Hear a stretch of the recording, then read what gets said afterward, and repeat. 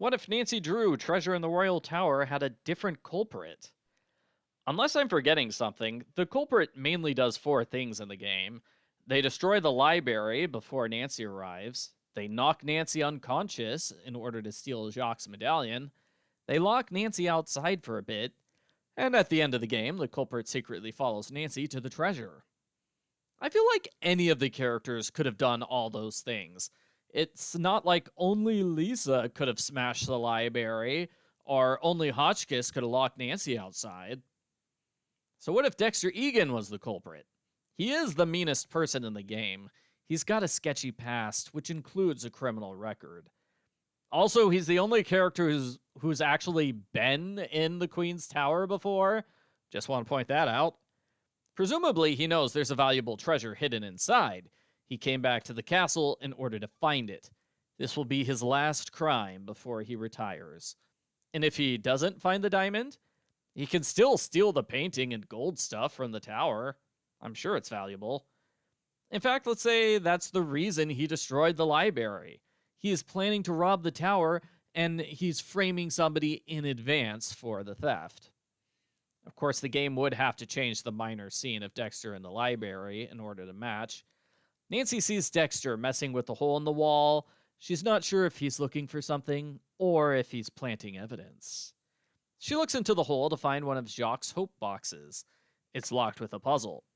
Something Jacques says when Nancy talks to him in the basement gives her the clue needed to open up the box. Inside is the key to the tower.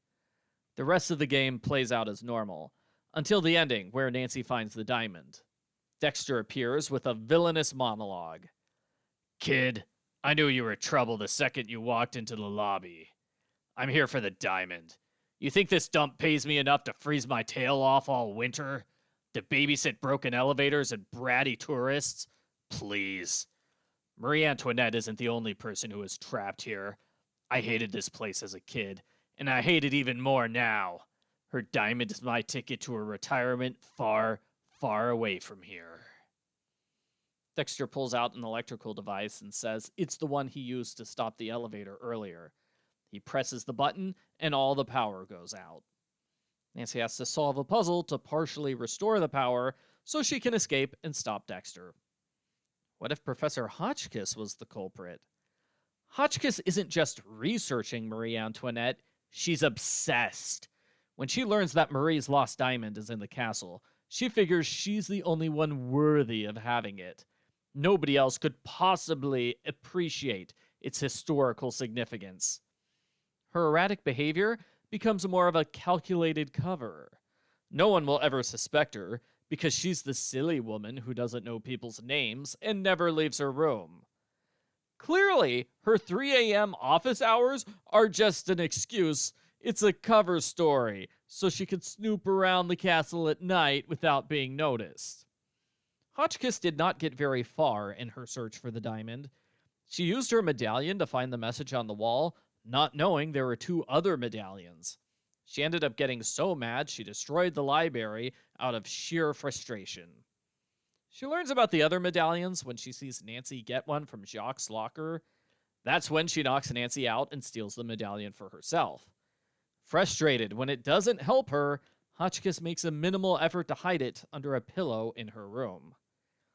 Marie Antoinette's secret journal is less of a help to Hotchkiss and more like a giant distraction. When Hotchkiss still can't find the diamond, she secretly follows Nancy to the tower. "So this is the Royal Tower. Isn't it beautiful? Oh, I could stay here forever. You see this diamond? Everyone else sees a shiny bauble, a mere trinket to be sold for money. I see a symbol, a woman persecuted, erased, and silenced by time. This diamond is the last voice Marie Antoinette has left, and I will not let it fall into the hands of those who are unworthy." "No, Professor, you can't take the diamond for yourself. It belongs in a museum." "Oh dear, I'd hope that, as my apprentice, you would understand how important it is that I keep this diamond. Let me tell you something, Miss Grew. I will not let a powerful woman's legacy be reduced to a museum placard." When Hotchkiss tries to escape, the tower door's locking mechanism jams. Nancy is forced to solve a puzzle to open it. This puzzle matches the diamond cipher from Hotchkiss's room. I always thought it was weird that the cipher wasn't an inventory item, so in this version, Nancy does take the cipher with her in the inventory. She has to use the clues to arrange several symbols in the correct order. Hotchkiss reluctantly agrees to give up the diamond, and she writes her book about Marie Antoinette from prison. What if Jacques Brunais is the culprit? Jacques' motive isn't greed. He wants to restore his family's honor after his terrible performance in the Olympics, and soon, before he's sent back to France due to his visa problems. There would be more talk of Jacques' fiancée in this pathway. If the game was made during the Thornton Hall era of Nancy Drew games, I bet Jacques' fiancée would have made a surprise appearance near the end. Jacques worries Nancy is getting too close to finding the journal, when he wants to be the one who finds it. That's the real reason he knocks her out and refuses to talk to her for the final third of the game. Later, he can't resist locking her outside when he sees her leave the building.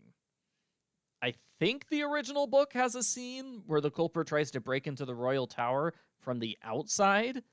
I kind of like that idea. I'm not sure why Nancy does not see the outside of the tower in the parts where she's outside the castle.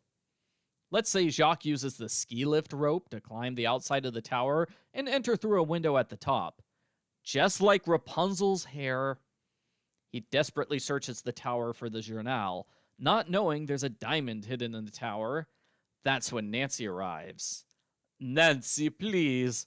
I did not want you to see this. You think I am a bad man? No.